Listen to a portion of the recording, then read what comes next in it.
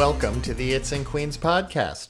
I'm your host, Jeff Simmons, and this is the only podcast that focuses on Queens, the place to be. This podcast comes to you each week thanks to the Queens Tourism Council and the Queens Economic Development Corporation, or QEDC. Together, they work tirelessly to showcase our borough as a destination filled with amazing experiences, as well as cultural gems and opportunities for everyone, whether you live here, you work here, or you're visiting from near or far. Now, right now, in the middle of summer, the borough is buzzing with life.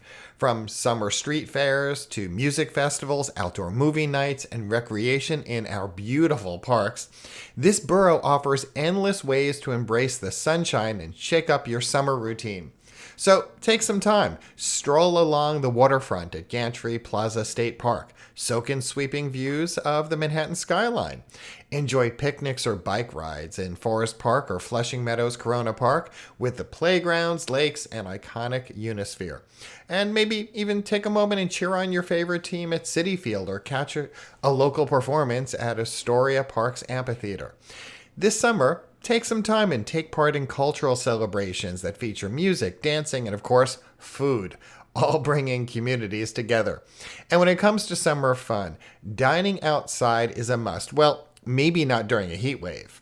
Whether you're sharing plates at sidewalk cafes in Jackson Heights or gathering with friends at bustling beer gardens in Astoria, or even sampling street food during weekly night markets, there's no shortage of spots to relax in the open air. Our borough is renowned for its incredible diversity, which shines through in our culinary scene. So here you'll find authentic flavors from nearly every corner of the globe.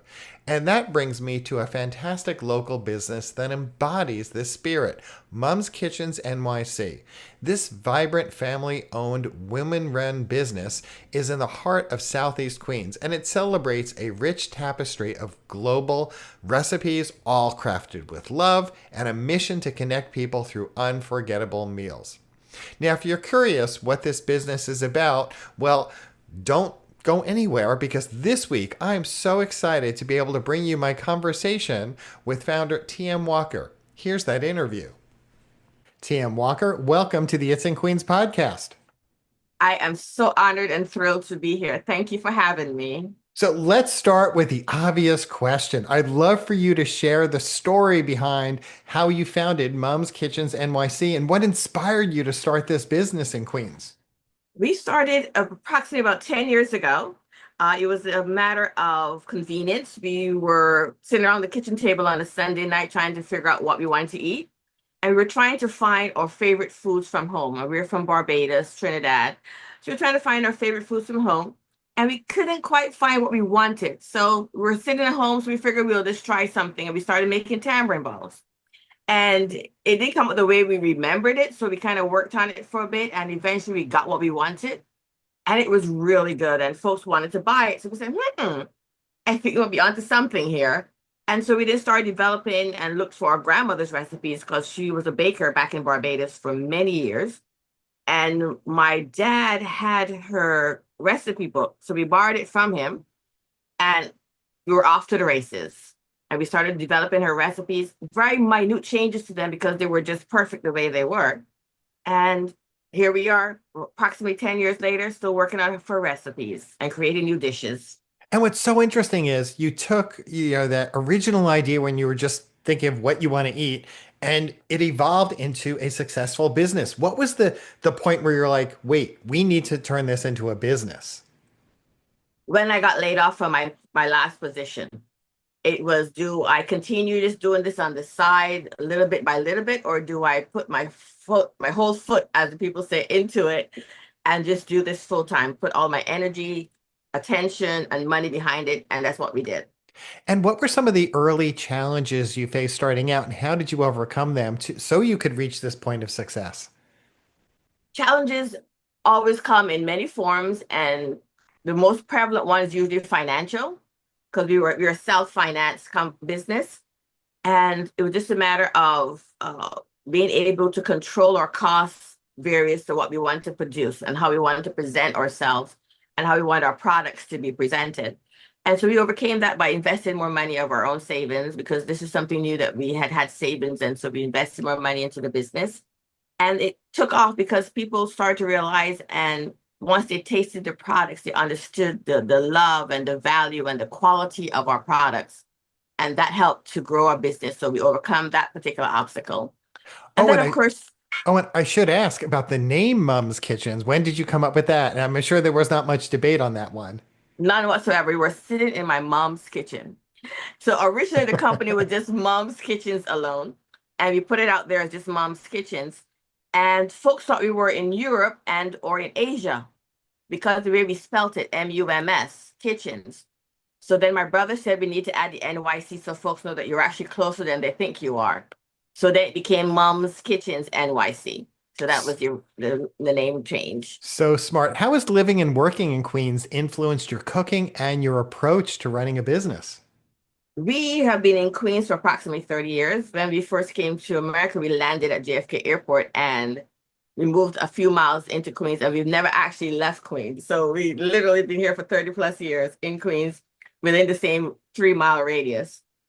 And Queens has got a feeling, a notion, and it's just so much happening and it can be so quiet at the same time. And it influences us to the point that we love meeting people. We love sharing our gifts and our love of food and a love of our grandmother's recipes. And we branch out to other boroughs, whether it's in Brooklyn or in Long Island or to Manhattan, but our main focus is normally in Queens. And you mentioned the love of food. So for listeners who have not crossed paths with Mom's Kitchens NYC yet, talk a little about the type of cuisine that you provide and what makes your menu so unique. We first started off doing our fresh baked breads, and so we have a coconut raisin bread. Pretty much all of our recipes are our grandmother's recipes. So we have a coconut raisin breads, we have our cookies, and then we have the depth to our cookies. So you have oatmeal raisin, coconut, and my everything cookie, which has everything, including the kitchen sink. So that's one of our favorites. And we also have about 35 different flavors of brownies, whether it is our caramel infused, it's our liquor infused, or nuts, or raisins, whatever it is that we're doing, we can utilize many different products to make our brownies special just for your occasion. And our savory dishes are our codfish balls. We are very proud of our codfish balls, aka known as fish cakes in Barbados. And this new generation created a dipping sauce. So we have a mango pineapple dipping sauce, and it can be infused with a bourbon sauce or a mango liqueur or limoncello. And that adds depth and acidity to our savory and our sweet dishes. So we love having that as part of our menu. So these two next questions might have a similar answer. So I'll leave it up to you how if you want to diversify or say it's the same thing. I want to know what your most popular item is, why you think it resonates so much with your guests, but also if someone's going to be experiencing Mum's Kitchens NYC at a catered event or a pop-up shop for the first time, what dish or experience you want them to absolutely try. Well, if we're doing our savory dishes, definitely the codfish balls with the dipping sauces. That is without a doubt. You have got to try that if that's available.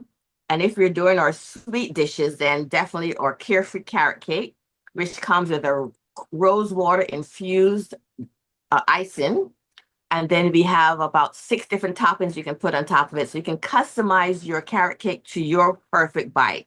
So you've got the toasted coconut, the red velvet cookie crumble, Biscoff cookie crumble, mixed nuts, pineapples, and or mixed fruit. And so you can customize your carefree carrot cake to your flavor.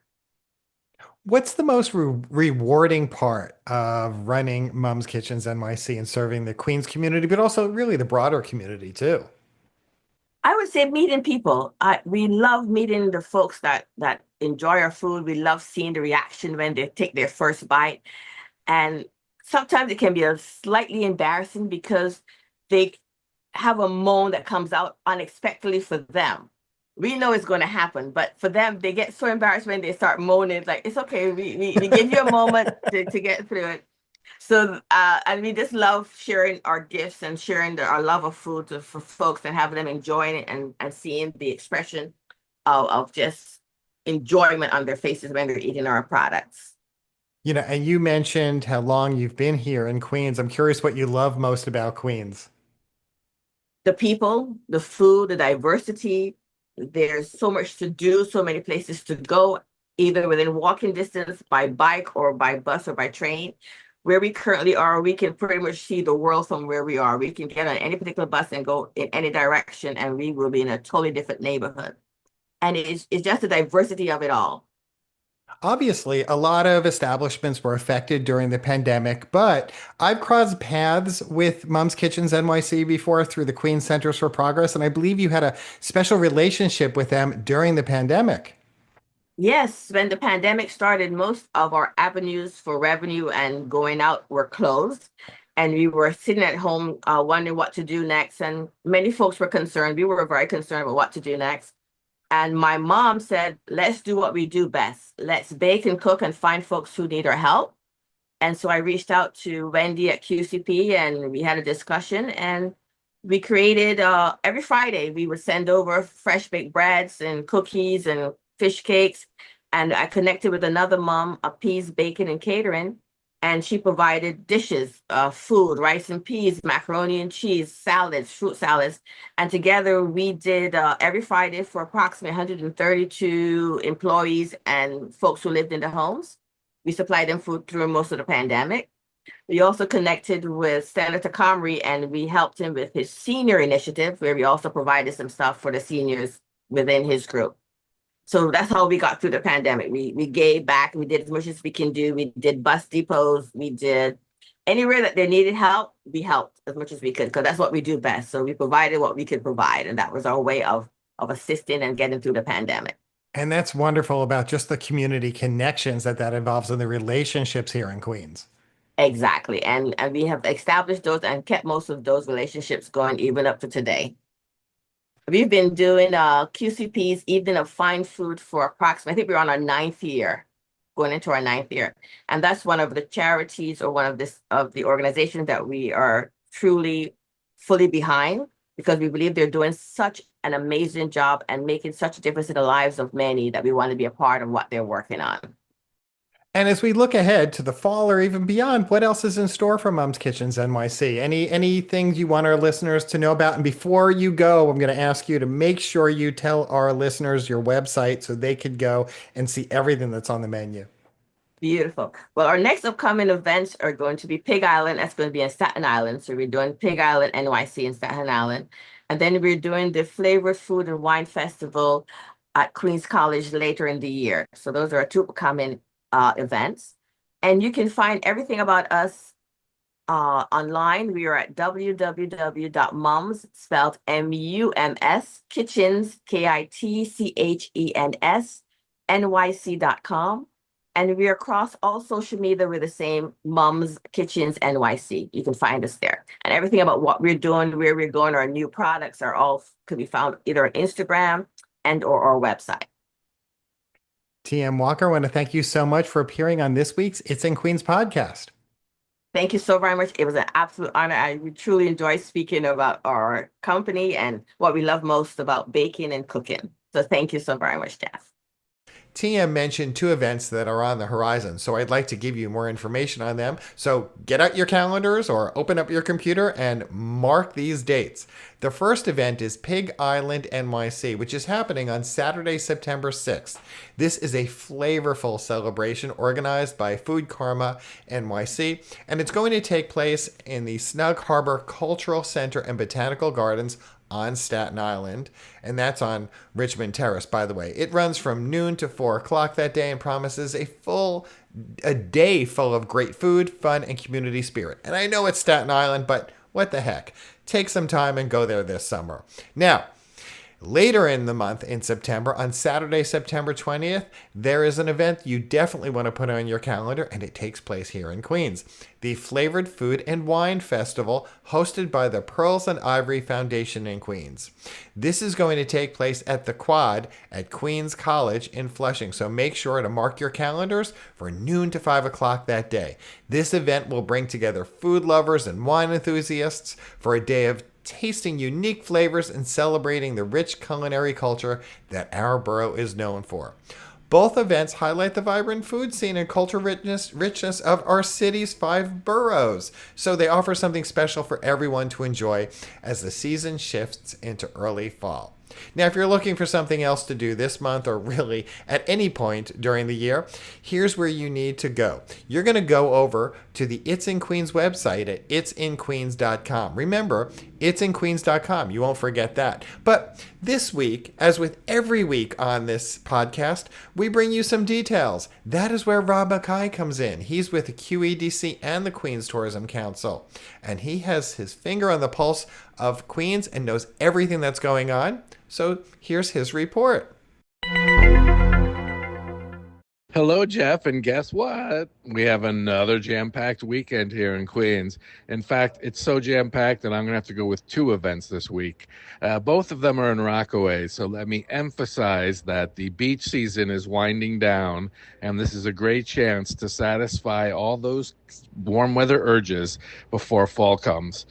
First up is the Rockaway Beach Surf Music Festival. Yes, surf music. It actually starts on Friday, the 22nd, and runs till Sunday, the 24th. It's back for a 5th year.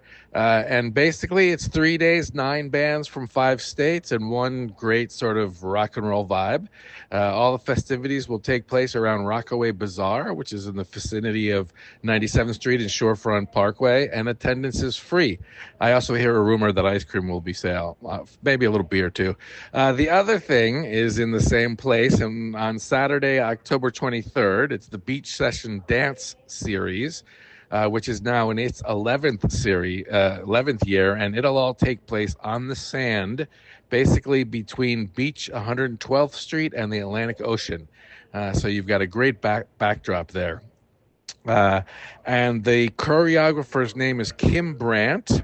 She's very well known in the dance world, and she has commissioned a site-specific program with a whole bunch of dancers that will be who knows, grooving with the seagulls, I guess. That's free too. But again, I would recommend towels and probably suntan lotion too. Thanks, Jeff. Hope to see you at either one or both. Bye. Thanks, Rob. That's just a few of the things happening at our borough. And remember, once again, that website, itsinqueens.com. And when you visit that website, sign up for their newsletter.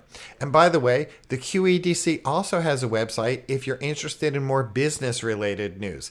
And that website address is queensny.org. And when you're out this summer, take a moment and snap some photos and use the hashtag #It'sInQueens when you post on Instagram or X, because your photo could become our photo of the week. That's it for this week's It's in Queens podcast. I'm your host, Jeff Simmons. I'll see you here next week.